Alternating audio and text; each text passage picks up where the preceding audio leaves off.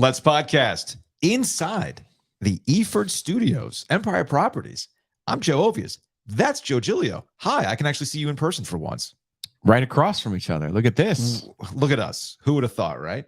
Yeah, so if you've been along with this journey as we're going into this whole podcast venture, we have been doing it from home. My home, Giglio's home, through the magic of StreamYard. And, making do with super echoey home offices and various other things. But we've been working towards a studio space. Now, if you've been following us on social media, you'll see some photos of us, in the studio space and everything else. It might sound a little too echoey. And if you're watching on YouTube, you can see some of the measures that we've put, well, Giglio has put in place here. Like I got some Halloween blanket behind me. You've got, like, seriously, how old is this kid's blanket that you got behind you? That's from James's first bed. Actual bed, big boy bed. Oh, the first big boy bed? Yeah. What's funny is trains and cars and planes and all the stuff that kids like. Yeah. And who doesn't like trains and cars and fire trucks, dump trucks? Yeah. I don't know. There's always something. There was a book that Caleb had that was nothing but it was just construction vehicles. Mm-hmm. And it was like these large the backhoe loader illustrations of construction vehicles, and he was obsessed with that book because I guess when you're young, those things are cool. I mean, what was priceless entertainment than on trash day watching the dump truck, the trash truck come through, pick up your trash and keep it moving? Delightful, simple joys in life, Joe. The simple joys in life, kind of like the simple joys of finally being in a studio space together, which is always good. You adjusting your lighting there? I did. I forgot our other lamps because I remember we said we were going to bring some lamps for the corner, but yeah, we need some more ambient lighting in this place right now. It looks It's a little bit of a long weekend. I'm not gonna lie to you. Yeah. I'm still recovering from said long weekend. Okay. It was Brownlow's 40th party. I might have got a little too hard in the paint. Sometimes you have to go hard in the paint, though. Do I though? And then maybe not that hard. And then deal with the anxiety after the fact, Joe. I don't know if you need to go that hard. Yeah. At this point, I definitely had a lot of some moments where I'm like, I'm a grown ass man. I probably shouldn't be doing that anymore. It's what they do when you're 20. Even 30. Even 30. Maybe even 40. Well, if you're celebrating 40, I'm trying to think. My friend and I, Brian, because his birthday is around the same time, and we all celebrated our 30th birthdays together. Me, Kelly, Brian. And we ended up at it was the rebranded Foster's in what is now called Village District. Yeah. You remember the original Foster's, right? Yes. Like the 2-story. Thursday night, man. Yeah, man. That was a place. No, you know exactly what I'm talking about. So we had like a big, let's get all the people that we know together kind of thing. Kind of like how Brownlow's party was on Saturday. And I think the night ended with Brian and I throwing up in my front yard after we had the brilliant idea of getting cookout shakes. Yard is okay. Yeah, yard is okay. Street is okay. Yeah.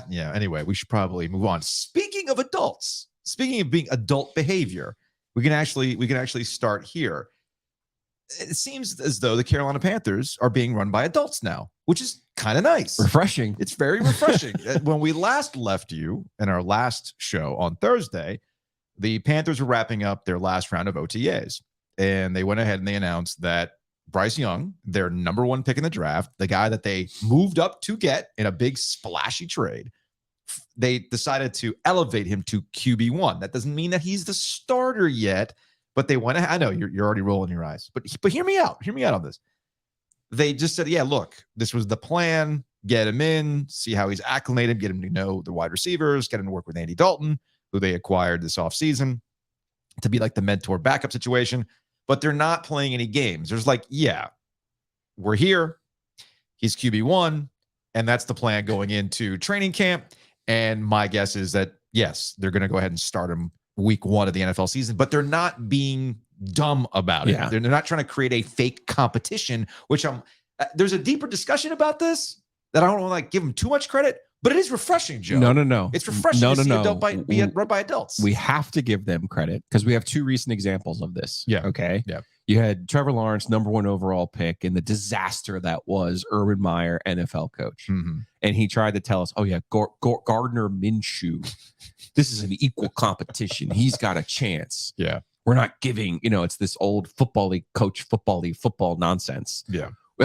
every man for himself. He's got a chance to compete. We're going to compete.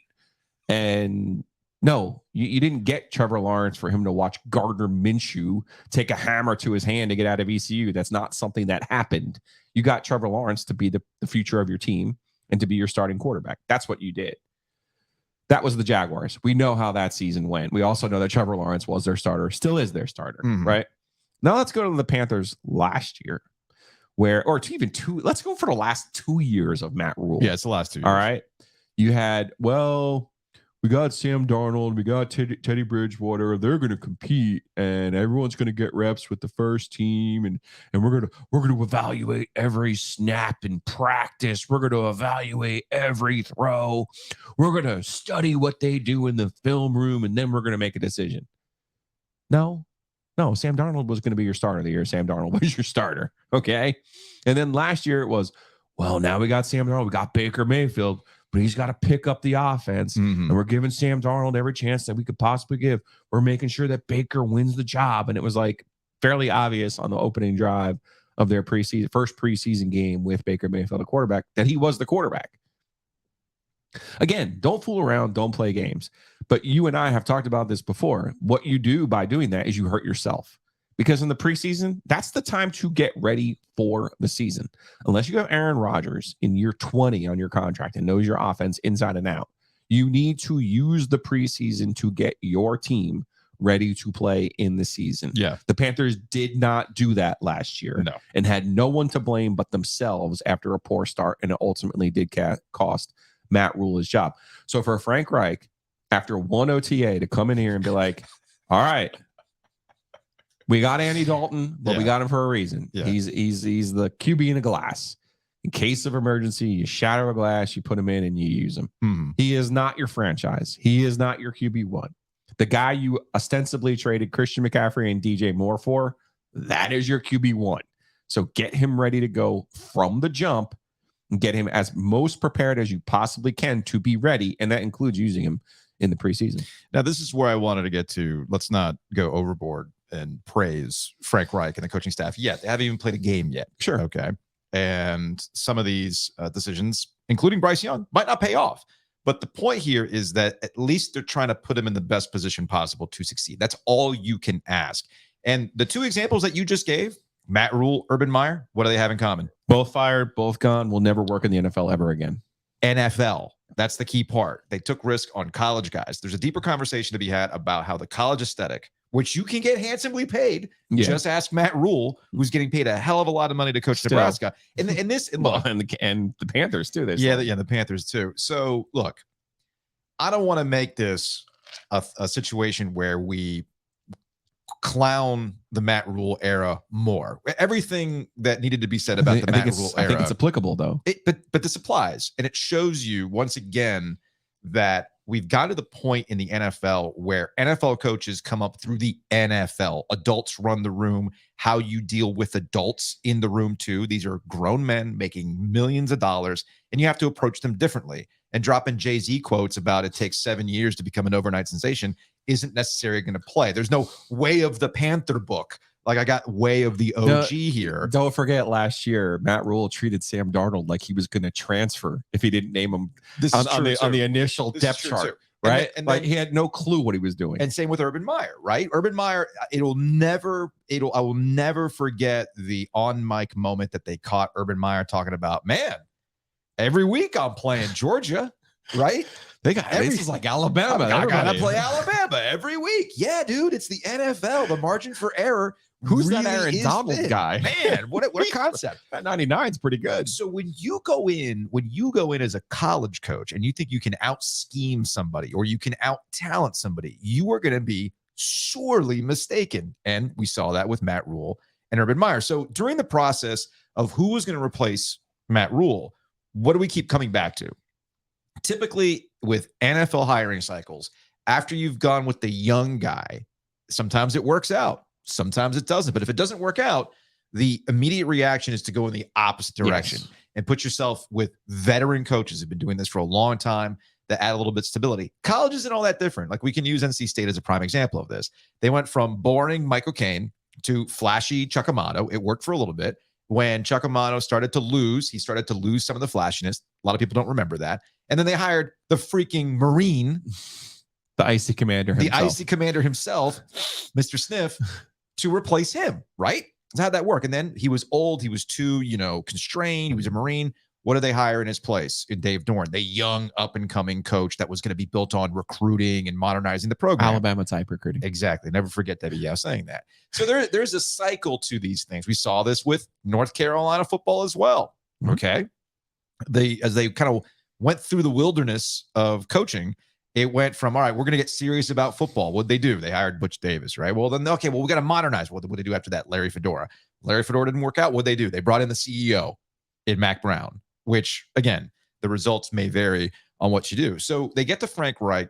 They put this all-star coaching, veteran coaching staff together, and we're already starting to see the dividends pay off in how they've approached the draft, who they drafted, and how they're going about preparing their number one pick in the draft to succeed. And so far, I know you like making fun of OTAs and all the stuff that comes out of it, and look at this deep ball, 7-on-7, man.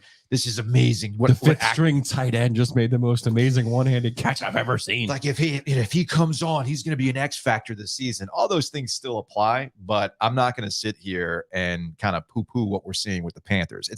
It leads me to be optimistic for the Panthers because here's the thing.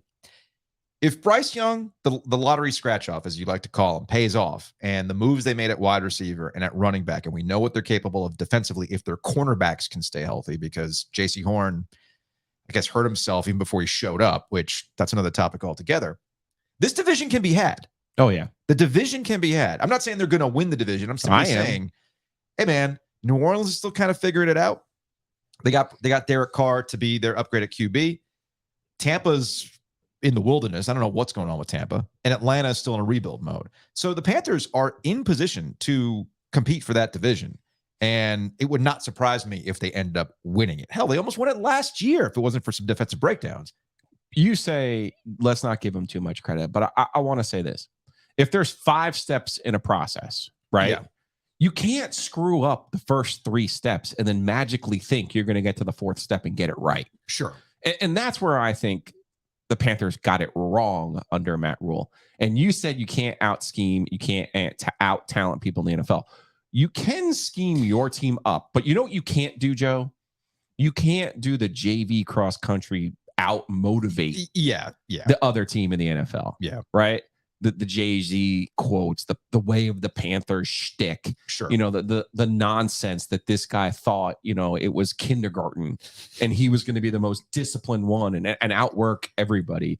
And that's one of my least favorite things about fans in general, when they say, oh, but you should really like player X. They work really hard. Or you should really like coach X because he works really hard. I've got really bad news for you. Everyone works hard in professional sports. Right. If you don't, you would not have gotten to the top 1% of your profession. Okay. So you have to differentiate in another way. Hard work is not the answer. Everyone works hard. It gets back to that scheme. It also gets back to doing all of those steps correctly. So while you're all right, we should not dump the Gatorade yet for the 2023 Carolina Panthers. We should celebrate the steps that they get correctly each step of the way. And so far, every step under Frank Reich has been the right step. Housekeeping. Well, as we mentioned, we're in the studio space now. And from here on out, we'll try to get things better. I still have to work on camera placing. Okay. I don't know. It's day one, man. It's day one. We'll work on camera placing and we got lighting and coming. Else. We got some things we'll work on. We'll get better at. We'll probably have to lower the lights a little bit. Bring some lamps for the corner. I brought the lava lamps to set the vibe too. I don't know how much lighting that's actually going to provide in the grand scheme of things, but we'll work with that too. And I know Ethan is going to help us with the lighting eventually and get things a little bit more professional. Can we bring a grill in here though? I don't think that would meet fire code. We can cook outside. Go to the butcher's market, get the meat, cook outside, then have a little picnic in here. We can do that. We got blankets. Do we have room for a coffee machine? We need one of those too. Yeah, we do need a coffee machine. It feels like an expense write-off. You're all about the expenses. I know that. You're all about the write-offs right now. But yeah, I don't think we can bring a grill in here. We can't bring like one of those blacktop cooktops or whatever, or my Weber grill. That would be against that would be a code violation. But that doesn't stop you from going to the butcher's market and getting some good stuff. The signature steak tips are always on point. But never forget that butcher's market also has a lot of prepared sides too. So you can get all your meats, but their mac and cheese is on point. They've got this pesto pasta salad that's really, really good too. And all that stuff is over in the refrigerated section. So I highly recommend that y'all go check that out. And shout out to Breeze Through. And with Breeze Through, they have multiple locations. I know we typically talk about the one over by PNC Arena, but did you know they had one by Walnut Creek? I did know that. They have one by Walnut Creek, meeting with all the summer shows that are coming through, and there's a ton of them. I know the Dead just came through and everything else. You can drop on by there to get some last-minute goods before you hit the tailgate before the show. So hit the Breeze Through. Like what, 17 locations? 17 locations across the area. So you're going to find one, all right? Cary, Apex, Smithfield, and of course, how could you ever leave out Garner? Why do you ever leave out Garner? I leave you to talk about Garner. That's why. Yeah, Breeze Through's got you covered no matter where your summer plans take you. Move on.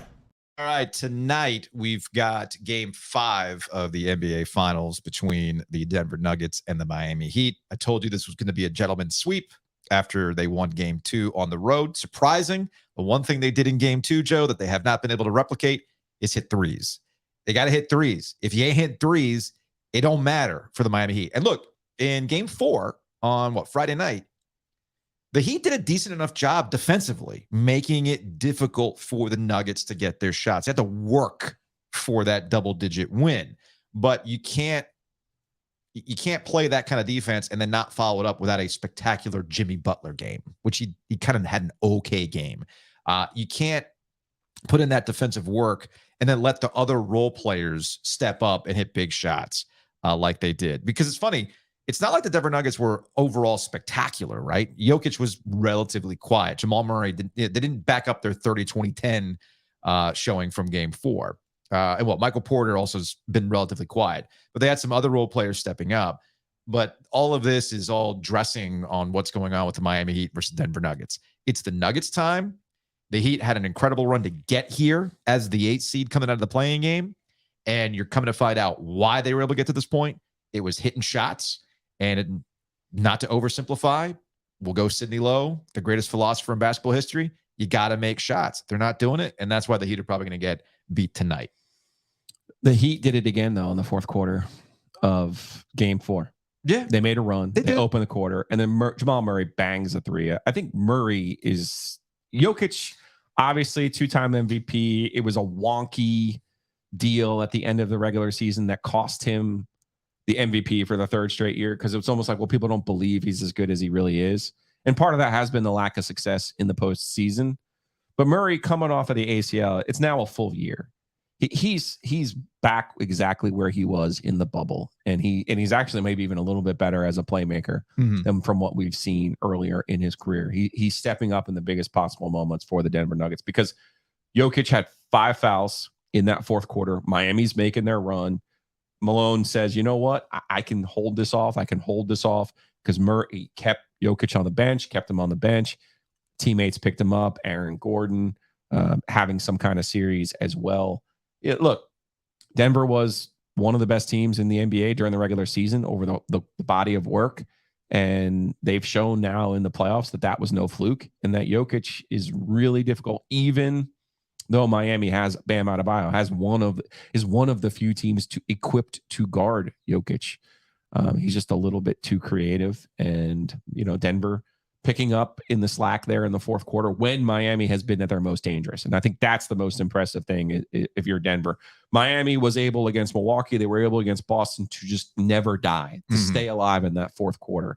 And Denver has been able to withstand, save for Game 2. They've been able to withstand the fourth quarter push from the cockroaches down to Miami. I'm holding off on where we go from here and the Denver Nuggets based on what happens tonight. Like if they win tonight, I think they're going to win the series ultimately, but I do wonder how this is going to be processed when the Nuggets win a championship for a variety of reasons. One, it's not a big market, So the NBA is obsessed with markets in the same way that the NHL seems, well, at least NFL media or NHL media seems to be obsessed with markets.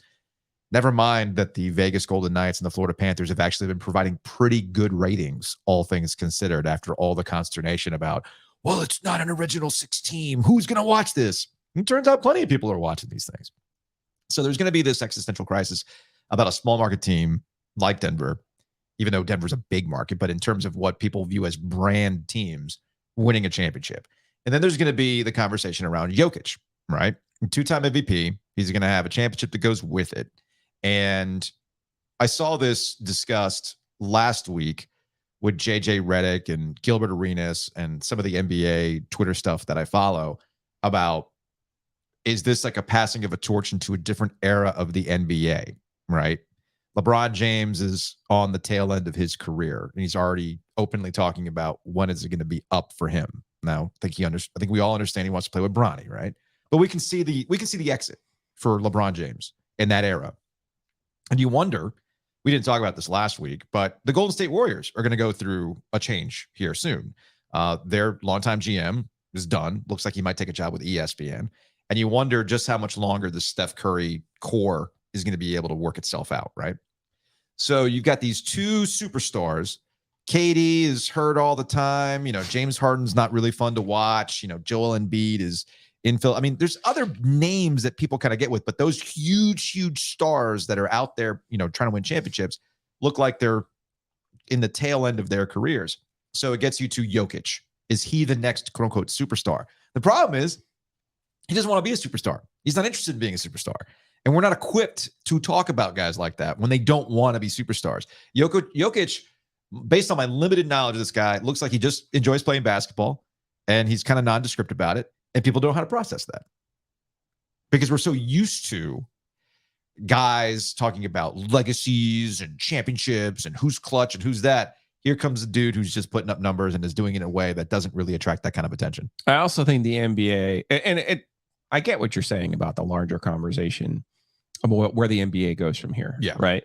I think the truth of the matter is with the NBA, we've seen dynasties and the Lakers, the Celtics, the Spurs. And we are then programmed in the LeBron era to default to, well, where is LeBron's team? Right. Because we know that they're going to be contenders. But if you think about it, we've seen so far one-off champions from Toronto. We've seen one-off champions from Milwaukee. Yeah, I totally forgot about Kawhi Leonard. Then I think what you'll see is some more of those one-off situations because it's really hard to win multiple titles. Yes. But also in this era, it's hard to keep groups together for multiple titles. I think the Warriors will be the last such group. But you'll see more of the LeBron type movement of a superstar. They'll go somewhere. They'll get their chance to win it. Like, do you think Milwaukee will win another? I do. I don't think Toronto or Kawhi will ever win another. I don't think Kawhi obviously was with Toronto, but now he's LA. I don't think he'll ever win another. No, because he already had his with San Antonio too, remember? Plus he's hurt. He's always hurt. So I think like Embiid will have a shot at one. Tatum's going to have a shot at one. But I don't think we're going to see another Golden State anytime soon where you have a team winning 4 over a period of time where you're like, oh, okay, well, they're definitely going to be there next year. If you were to tell me the Suns would be there next year with Booker and Durant, I'd say, sure, I could see that. The Celtics or the Sixers, I could see all of those things just as we could at the beginning of these playoffs. And don't forget, even though the Nuggets beat the Lakers, to me, that was the team that gave them the most problems. And that's why you always have to be wary of LeBron. Next topic, please. So I ended up getting a tweet from a fellow media member, and he stumbled upon some 1991 World League of American Football Pro Set cards, like in the box. It was like the whole inaugural season thing, right? Yeah. And I immediately told him, dude, you got to get that to Oak City Sports Cards. Let's get that thing graded.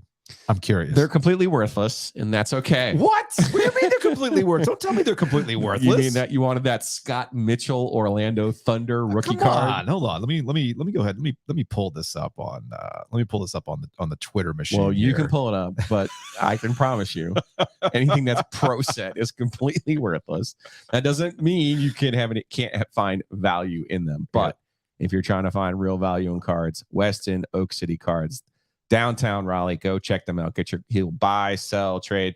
More importantly, get your cards graded. Get maximum value for those cards. Yeah, this is from Matt, who's over at XDU. I see him at Duke basketball games. And yeah, it's the complete 150 card set, which includes real rookie cards, World Bowl, stat leaders, 10 helmet collectibles. He's got he busted out the Clarkston Hines, wide receiver, Raleigh-Durham Skyhawks. I mean, you're telling me this is not worth anything? Nothing.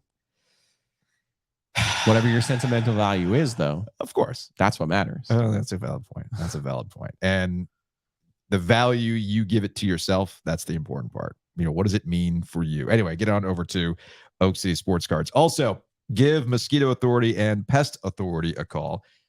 It's yet another kind of weird, dreary, moist kind of a day, at least on a Monday. And all this stuff does not help when it comes to breeding of mosquitoes, and you want to enjoy your time outside. Well, contact Mosquito Authority and Pest Authority. I use Mosquito Authority. They come out once a month. They got the leaf blower machine thing that kind of puts the mosquito stuff out there. And it's safe for everybody. It's all good. But it's kind of funny to see. One of these days, I want to take a backpack blower and just do it myself. Just see what it's like. Like, it's like a video game. It's like playing Splatoon. Like, how much can I cover? But yeah, they also got Pest Authority too. It's not just for mosquitoes. Pest Authority can also take care of all sorts of vermin like Giglio's had to deal with. Yeah, bugsbite.com. Find them on Twitter, No Mosquito NC. That phone number if you want to do it the old way. 919-807-1951. Mosquito Authority, Pest Authority, Hayes Lancaster and his crew will always take great care of you. It's bugsbite.com. Did you watch any of the Canadian Open? I did. Of course I did. Was that a 72 foot putt? Was that? It was a monster. It was a crazy putt, right? Yes. So, and a Canadian won it. Yes, Nick Taylor, first Canadian in a long time to win the Canadian Open. Yeah, I guess that's the part that has people all worked up, is the fact that a Canadian actually won the Canadian Open. It's not all that crazy when an American wins the U.S. Open, but that's neither here nor there. But the real story that came out of the Canadian Open is Adam Hadwin getting decked by a security guard. Yeah, he had the champagne. He's running on the green, and they thought he was a regular person. Yeah, they didn't know he was a PGA pro.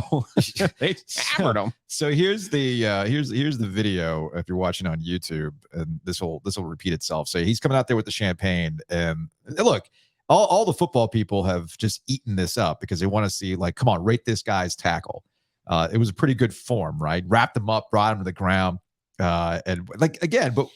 There's other people. Here's my question, and here's another angle to it as well. This is actually from the RBC Canadian Open Twitter account that actually has some other, like it's an angle in which you see the security guard coming straight on for Hadwin, and what Taylor's caddy notices what happens, and he starts immediately yelling at the security guard, being like, "Hey man, like, what are you doing? Like, we know that guy." But here's my question: why Hadwin?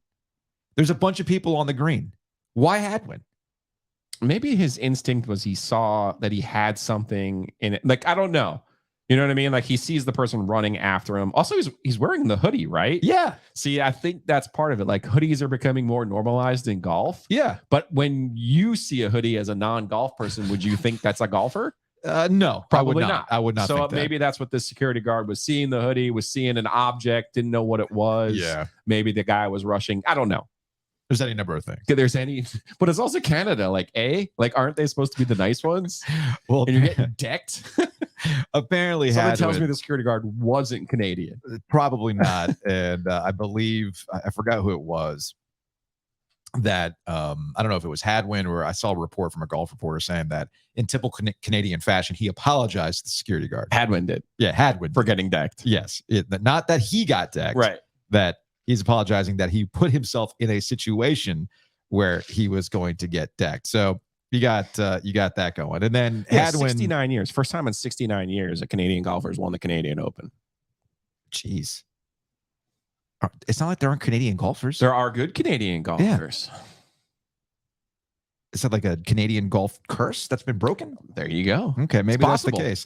Maybe and England can win the World Cup now. NC State can win the ACC. Hadwin had tweeted out, put it in the Louvre, and it was a still shot of him just getting decked with the champagne flying and everything else. But here's the thing. I bring this up because I feel like there was a rash of physical incidents going into the weekend.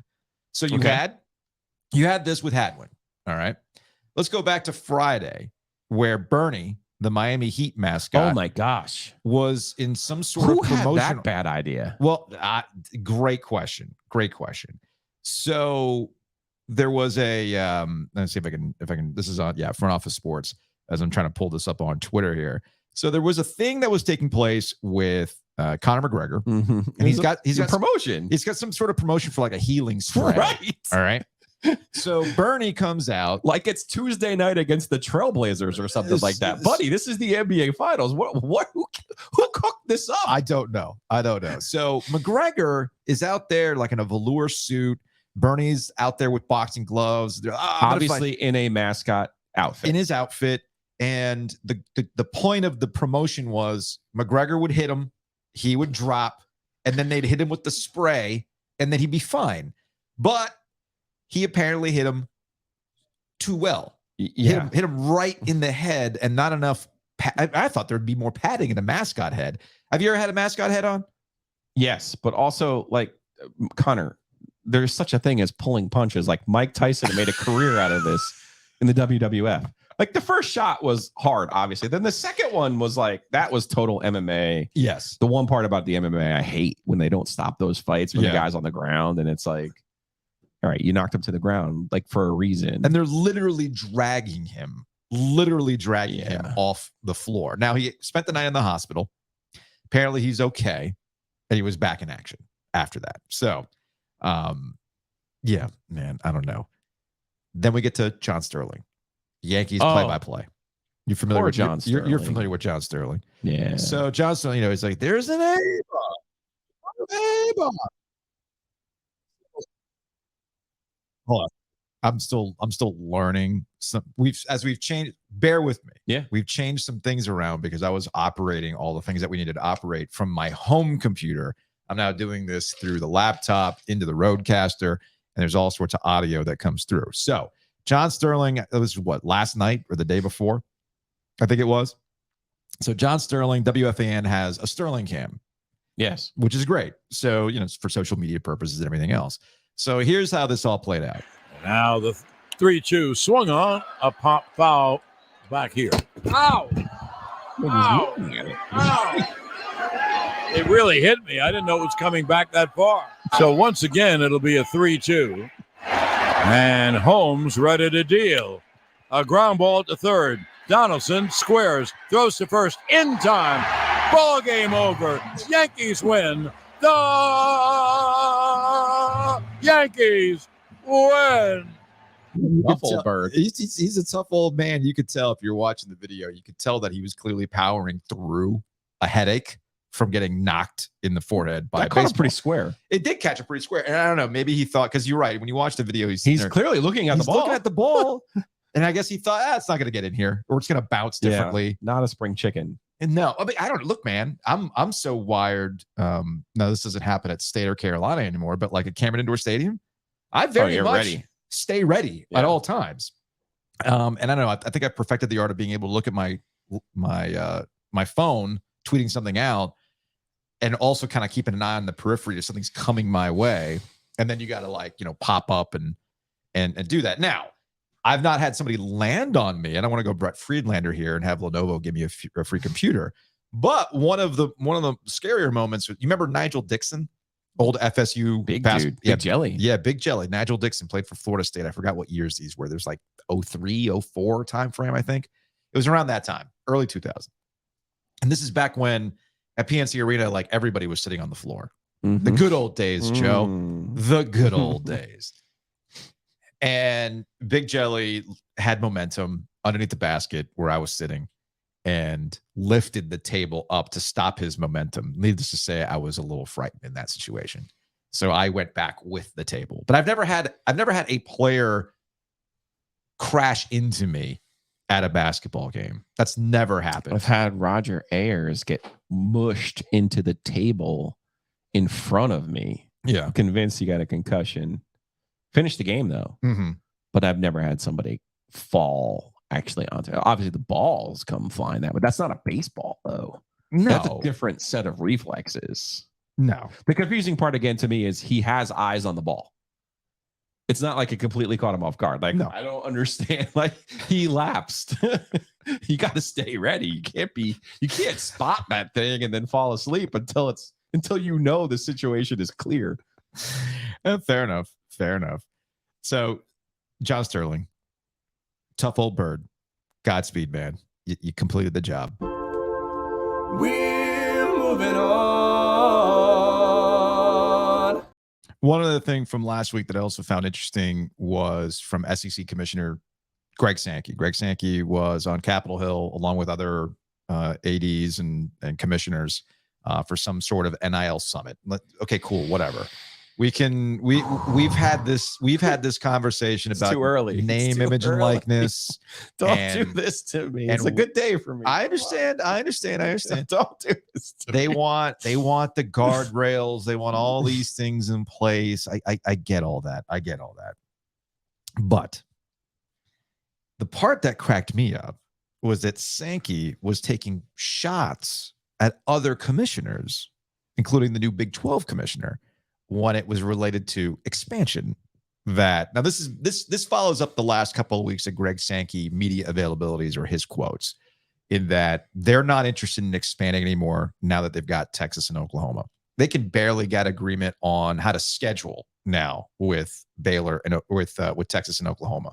And they're going to have a trial basis 8-game conference schedule for 2024, 2025. When Greg Sankey's been on record saying we got to play 9 games because that's what TV ultimately is going to want. But the part that cracked me up last week was that he's at this NIL summit or this Washington summit to talk about the future of college sports. And he's like, yeah, well, we don't openly talk about what we're going to do, in reference to the fact that the Big 12 is like, we're not done, or we're exploring. The Pac-12 finds itself in that situation too. That TV deal, which may or may not happen in the near future, could set forward further conference realignment actions if they don't get the kind of TV deal they expect. Same with the Big 12. But I guess when you are the SEC, when you are from a position of power, when you really do call the shots with how things are going, I guess you can talk that talk. I'm at the point where I'm just resigned to just nod my head. I'm like, all right, Greg, whatever you say. Well, man. this is the one Whatever where he you say. popped off and said, "Oh, I didn't run the playoff expansion committee for the specific purpose of knowing that I was going to expand." Oh no! And it was like, no. Why do you think we're dumb? I'm giving you credit for being smart and thinking a step ahead. Yeah. Just give us just a smidge of credit. Just give us just a smidge, because we're not dumb. We're probably not as smart as you are. No. But we're also not dumb. Maybe I feel it's like is it like an honor amongst thieves type thing, where all these administrators will all say That's well put, because they are all thieves. It's an honor amongst thieves things, where it's like, I understand and you understand that we're in it for each other, like our own motivation, our own goals. And we can say all the right things. Oh no, you're going to put this guy on the committee and we're going to, we're not going to like, we're going to put up a good front. It's all about the betterment of the college game. We're going to do everything. The opportunity. All these things are going to be all good. But when they leave the room and they go back to their constituents, they go back to their schools, they go back to their administrators, they're like, yeah, so how are we going to screw them today? Or like, how are we going to look better than everybody else? And I mean, look, man, the pandemic opened up everything. If we didn't learn the lesson here in the pandemic, then we're never going to learn this lesson. The fact that what happened with the college football playoff being the Trojan horse for this expansion of the SEC to get Texas and Oklahoma, if you didn't see that for what it was, well, then you probably also didn't see it in the pandemic, when all these administrators said, well, we all have to get on the same page. We all understand. We talk daily all the time about all the things that we're going to do. And what did the Big Ten what did they go do? They went on their own. broke the promise. The alliance. We looked each other in the eyes. Then you have the alliance. Right? I don't need a contract. We looked at each other in the eyes. And if you can't do that, if we just can't be men and honor these commitments based on our conversations and looking into their souls, well, then that really says that something is bad. Well, yeah, it's college athletics. It's always going to be bad. Yeah. You're always going to be doing something that helps you, not the other guy. So the fact that Greg Sankey's kind of like on this, I don't even know how to describe it. There is no way to convince Texas and Oklahoma to leave the Big 12. Okay, keeping this in mind now. Yeah. Texas and Oklahoma are 2 of the 10 richest schools in the country. Texas might be number 1. It's Texas or Ohio State. Take your pick there. Yeah. So they're not leaving the Big 12 for money. This isn't like an NC State or a Virginia Tech that if the next wave comes is going to be desperately clinging to a life raft. Yeah. Okay. These are 2 schools in a position of power. In the case of Oklahoma, you're also talking about a football program that regularly makes the playoff. Okay. So what does Oklahoma have to gain by joining the SEC under the current model? It would make no sense for Oklahoma to join the SEC under the current model. If you expand the playoff, though, and give them access and more money and more prestige, and let's be honest, Texas is motivated by something that Texas A&M has. Mm-hmm. Oklahoma is also motivated by, wait a second, we can't beat Alabama, we can't beat LSU, we can't beat Georgia under the current construct. Well, how could we beat them? Wait a second, if we were in the same league as them, maybe we could start convincing players from those states to come play for us as opposed to them coming in and stealing the players that they want. Don't ever forget the state of Texas in all of this too. The reason the SEC added Texas A&M was to get recruits out of the state of Texas. Mm-hmm. So not just LSU, because LSU obviously is always going to recruit well in Texas. Alabama with Nick Saban is going to recruit well in Texas given his national reach. But those schools wanted to be in Texas. That was the whole point of adding Texas A&M. Now I have to cough. Oh, wait a minute. I have a cough button now, so we can do that. Although, I don't know. Maybe the cough button needs work. We need more soundproofing in here. I think that's what it is. As we figure all this stuff out. As you were saying. We good? We all have different motivations. Okay. Yes. Right? So for Oklahoma and Texas, there's no way you leave the Big 12 and the safety of having the access to the playoff and the Big 12 title for the SEC for tougher competition without knowing that there is at least a path. We've talked before about there will be a 3-loss team in the playoffs. Promise you that's going to be an SEC It'll be an that has SEC 3 team, losses. yes. So there's 16. We're talking about a 12-team playoff, right? I think you and I are under agreement. 4 of them on an annual basis, an average of 4 on an annual basis will be from the SEC. They will. I think there's very little doubt about that in my mind. Yeah, I'm with you on that. And the ACC will be lucky to get 2 on average. Definitely 1, obviously. But I think the Big 10 will get 2 every year. 2. Okay. That's 6. Notre Dame, as long as they tie their shoes, get in. They should be fine. That's 7. You're guaranteed the group of 5, best 1. That's 8. So you basically have 4 at-large spots, right? Yeah. Not even, because the Pac-12 under the current deal, it would be the top 6. Yeah, it's the top 6 conferences. Yeah, it's the top 6 conferences plus the it's top 6. That's right. It's just the top 6. 6 highest rated conference champions. So there's 6. Notre Dame, if they tie their shoes, that's 7. So now you're talking about 5 at-large spots. We're saying 3 of those are going to go to the SEC easily. That's what we're saying, and I think one of them goes to the Big 10. So that leaves 1 at-large spot for either a second SEC team, for a second ACC team, maybe another Pac-12 team, maybe another Big 12 team, maybe there's another American athletic team. Like a couple of years ago, we saw BYU and Coastal Carolina get together. Well, why? Well, they were trying to position themselves to make the playoff. The winner of that game felt like they might have had a chance. And speaking of lessons learned from the pandemic years of college football, that to me was another one of those. All right, we understand we can do these things on the fly. We don't have to schedule out games for 20 years. The 2044 meeting between honestly, group of 5 teams should look. I forgot which college basketball conference it was that was trying to change up and game the system to get more teams in the NCAA tournament. Off the top of my head, I cannot remember, but there was a proposal to essentially change around their scheduling to leave flex positions at the end. That was Conference USA. Was it Conference USA? Okay, yeah. Thank you. And to me, I thought that was smart because if you're a conference that doesn't traditionally have the easy in because you're not a Power 5, why would you not try to find a different way to make your numbers look better? And they didn't know who was going to be good. So they waited for some data to realize which ones are the best teams in the conference. I thought it was smart. Then had them play as many games as possible at the end of the season. Because what are we finding out with the NCAA tournament? Once you have the good teams have to play each other. Yes. And the bad teams are ultimately we're going to keep you out. So that's what's been bothering the ACC for a while now. The good teams are fine, Duke, et cetera. They're fine. Virginia, they're all fine. it was the bottom of the league that was ultimately hurting them. And of course, losing to those teams also hurt too. This year in particular. Yeah, very much so this past year. Poor Clemson. So I feel like with group of 5 college football teams, you probably should open it up towards the end of your year going, okay, how can we better leaving position this date ourselves? open. We're going to leave this date open because we're confident that we're going to be in the mix. And then hopefully somebody else will be in the same position and we'll schedule it. And that way, put it on the committee to make the decision. Hey, you want this data. You want the best teams to challenge each other. Well, we just went and did it in a way that no other conference would. Can you imagine the SEC leaving an open date for that sort of situation? No. We have to play Mercer, Middle Tennessee, on the second to last week of the season before we play our end of the season rivalry games and things like that. Come on. Now, of course, the SEC is always going to tell you that it's all about the meat grinder of the conference, and they don't have to schedule like a group of 5 team because, well, and that's the argument with the 8 games too, is that they feel that, Greg Sankey said this too. It's like our current conference schedule hasn't affected us from having, X teams in the college football playoff. There's no argument. Somebody fell down on the job, either at ESPN, probably at ESPN, because it does not include a clause that says that they have to play 9 and/or there's a financial incentive to play 9.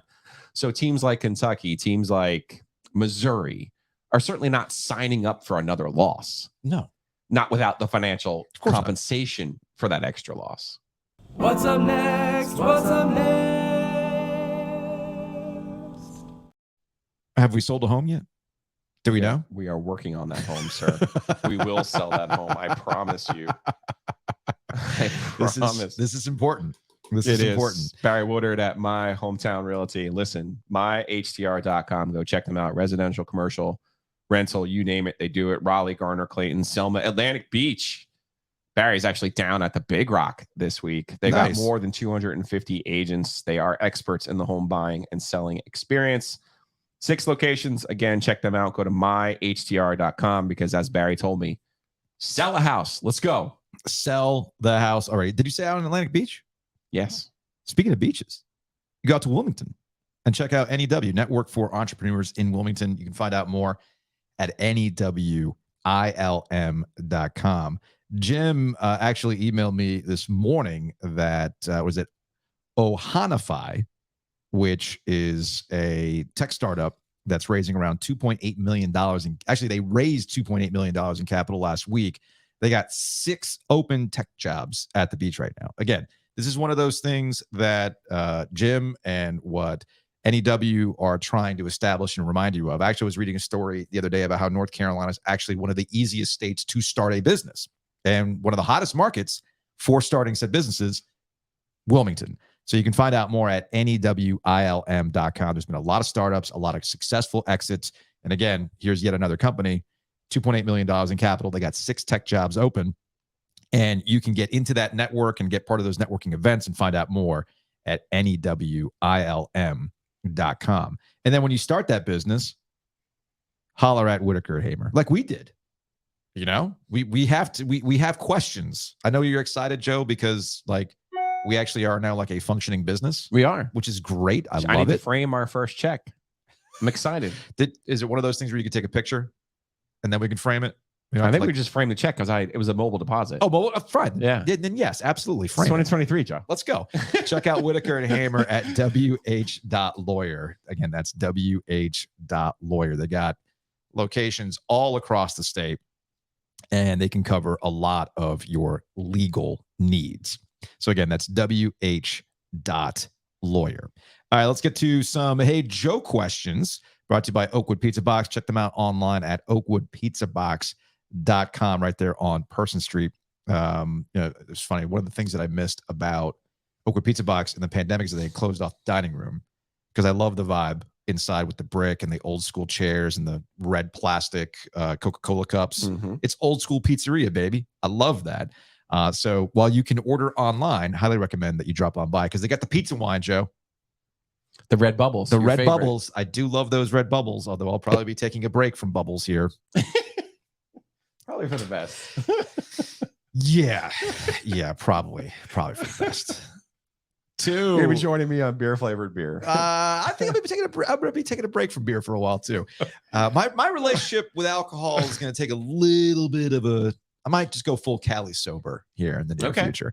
Anyway, from our friend Judge Bob Orr, Duke Athletics seems to be on a hot streak in a variety of sports. How did that happen? They got knocked out by Virginia in the Super Regionals. And I know that Chris Pollard, their head coach, keeps talking about they're knocking on the door. They're going to keep getting these opportunities, and one of these days it's going to break through. I know Virginia's coach said the same thing about Duke. And the transformation of Duke's baseball program, we don't really spend a lot of time talking about college baseball in general until this time of the year. But there has been a complete turnaround in that program under Pollard. Now, there's a relationship with our old employer over at the Durham Bulls Athletic Court that helps with these things.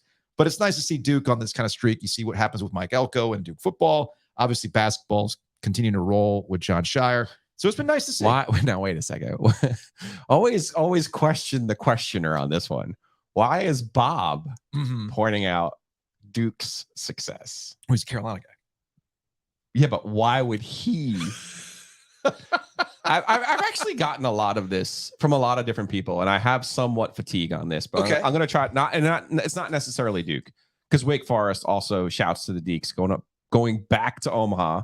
Remember, for the longest time, they were the only ACC team to win the College World Series. They won it in 1955. This is their trip back to Omaha. Congratulations to them. We'll get to that. They've been the number one team all year long. They've been great, right? Yeah, but the question I have from like state fans in particular, or maybe even some other groups of fans, wait, why is Duke why are they good at sports? Why is Wake Forest, like, what advantage do they have? This is what I would say to you. If it's not football and if it's not men's basketball, okay, I think we can understand there's a talent there. There is a process where we're trying to get the best athletes into school, right? Yeah. Not necessarily the best students, but the best athletes. When you look at SAT scores and you look at grade point averages and you look at academic performances, obviously football and men's basketball is not at the same level academically as the other sports, like all other sports, right? But if you go by what Debbie Yao used to call the boutique sports in particular, for the most part, when you look at them, field hockey, lacrosse, women's golf, you name it, you're talking about excellent students. Like the most of these athletes are excellent students. Okay. They don't need volleyball to get into Harvard the way that, Aunt Becky wanted you to get into Harvard. They just happen to be outstanding athletes in addition to being excellent students. If you're an excellent student, where are the schools that you would be inclined to go to? Would it be NC State? Would it be Louisville? Would it be Kentucky? Would it be Tennessee? I'm naming all big state schools that are all fine institutions. Yeah. But not exactly known for their Florida State, not exactly known for their academic prowess. Yeah. If you're an excellent student, well, yeah, I want to go to Duke. I want to go to the Fuqua School of Business. I want to go to Wake Forest. I want to go to Stanford. I want to go to Northwestern. So those schools that have an academic pedigree have an advantage in non-revenue sports. Because again, also keep in mind with non-revenue sports, especially on the men's side, not a lot of full scholarships running around out there. No, there's not. Okay. There's also probably more of an awareness that you're not going to be a professional soccer player, right? You're probably not going to be a professional baseball player either. No. So a lot of these players in these non-revenue sports are excellent students and are attracted to the idea of graduating from an excellent school. We've talked about Stanford before. Why does Stanford? I don't understand. Why do they have 40 national champions in the last 7 years? Well, if you're not an East Coast person and you're an outstanding student, guess what? You probably want to go to Stanford, and they attract the best talent for that reason. Which gets us to our next Hey Joe question. This is from K9er. Hey Joe, will Wake Forest win the College World Series? I mean, at this rate, with their run differential, where they're mashing the ball, they're not. What? I got bad news for you. Wake Forest is not going to win the College World Series. Why not? Because an SEC team is going to win the College World Series. Well, they just beat an SEC team. They beat one that fired their coach in the middle of the season. Yes, congratulations. Did the coach know Wake Forest was going to win? The ex-coach? Did he put money on that? That's probably why he did it, right? No, it was. Hey, the tournament started for Wake Forest. They at least played an SEC team. How the heck Virginia gets there by beating Duke? We want to talk about bracket luck. Well, bracket luck is real, my friend. I understand the SEC is top dog when it comes to college baseball, but it's not who would be second in terms of college baseball? ACC, no doubt. The ACC is in that second position for this ACC is all baseball. Weather and region, and yeah, it has a lot to do with it. But sometimes, and it's if you look at Wake's overall record in the last couple years under Tom Walter, the head coach, they've been okay. They've been okay. They've been building to this for sure. They've been building to this, and also something we talked about with Elliott Avent, head coach at NC State. The transfer portal changes everything, and you can immediately change your fortunes like that, which they seem to have done on the pitching staff. All right, I think that's probably the most underrated portion of this, because I dabbled in watching some more College World Series stuff this weekend, including the WakeForest Alabama game. Now, the game that they won on Saturday against Alabama was a little tighter. Yeah, but that's again gets back to my point about pitching. Because those games will get away from you real quick. I was watching the Southern Miss Tennessee game, and like in one inning, boom, 6 runs, just like that. Like that's college baseball for you. So in a way, Wake's got the two things going for them. They can mash the ball in the middle of their lineup, and they have pretty decent pitching from what I can tell. This is just from an amateur perspective of watching pitching. No, they're the best team, but the problem with this tournament is the best team almost never wins it. Yeah, it's the first time since Virginia was the number 1 seed where the team is actually going to Omaha, the number 1 overall seed. The SEC just has better players. We'll see if Wake Forest can get this thing done. I would love to see it, but the last 10 years of data shows us that an SEC team is probably going to win this thing. All right, to Samuel. Hey, Joe, as UNC does their 150th facelift of Keenan, is there a Keenan Center curse because Mac left after the first year and UNC football has either been atrocious or inconsistent, maddening in a way that hurts more than it did when UNC operated out of the Keenan Fieldhouse? God, I remember when they built the Keenan Center. You're right. It's not a curse, though. I mean, it's an interesting question, though. Yeah. By modernizing, did you? Wait, so there's a field house coming back. Remember the old field house in the end zone was gorgeous. It was like this weird Spanish. It was like a veranda. 70s. Yeah, it looked like a La Quinta. It really did, and I loved the vibe of it. It was so. I loved the old vibe of like you were there at some sort of Spanish retreat. You know, so, under the pines, under the pines, and also that's where I used to park all the time when I would go visit Kelly. But because it was a really easy visitor spot to find a spot there. Regardless, wait, when were they atrocious? I mean, they had 2 bad years. They've never really been atrocious. Yeah, inconsistent for sure, maddening for sure. Yeah, I do not agree with. But atrocious. You know what? That's triangle football. Correct. I've been saying this for years. Triangle football is maddening. North Carolina and NC State, for as much as they try to differentiate each other, are pretty much the same kind of programs that hover around 500 historically. And while Carolina has won the division a couple of times and NC State hasn't, the end results are the same. When they get to the championship game, they've come up short. Now, they've been close games, don't get me wrong, although this last time they got outclassed. But in that first go-round with against Clemson, never forget the onside kick, right? Never forget the onside kick. But in the grand scheme of things, you think Carolina's maddening? State fans will tell you it's maddening too. Maybe the freeing thing is to be a Duke football fan, where you'll just take, oh, man, we made a bowl? Hell yeah. Let's go. All right, to Jonathan. This gets you your bracket luck, Joe. If State had Duke's NCAA tournament draw, would State be in the College World Series? No, because State doesn't have their pitching. They don't have Virginia's either. Yeah. I just think it's helpful to avoid the best teams. I'm sorry. Mm-hmm. I do. I mean, it certainly works in your favor to avoid the best teams. Again, things I learned during the NCAA tournament for men's basketball, you still have to take advantage of the opportunities you have. Yeah.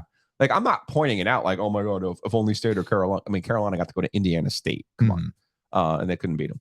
But I think for the most part, if you look at this tournament, and it is the dumbest format in all of sports. Okay. It is the single dumbest format in all of sports. Again, NC State beat Campbell once. Campbell beat NC State once, yet Campbell's win over NC State counts more than NC State's win over Campbell. Please explain it to me, because you can't. So the format is the dumbest thing in the history of the world. Avoiding the best teams is going to help you, but it only takes you so far. You still have to have talent.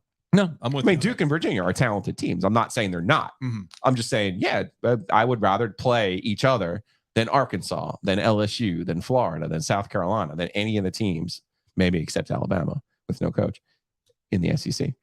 All right, we'll get out of here on this one from KP95. How do we feel about college guys throwing 120 plus pitches? Seen it quite a few times in the last 2 weeks.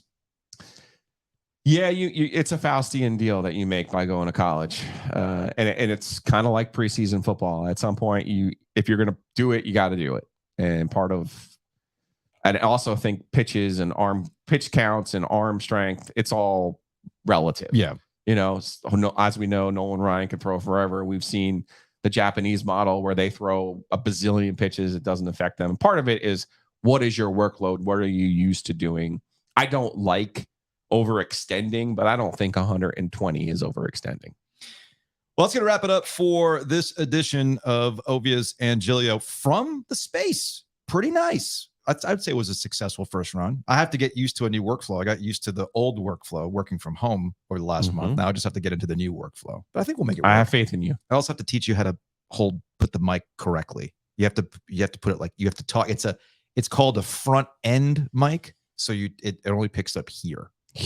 That there. Oh God, you sound so much better. Here. Perfect. I love it. Anyway, we will see you all on Wednesday. Conversations with Don Waddell, President, General Manager of the Carolina Hurricanes. And also, speaking of hockey, high school hockey was a thing this spring. We'll get into how that started and where it's going to go from here on Wednesday's edition of Ovies and Giglio.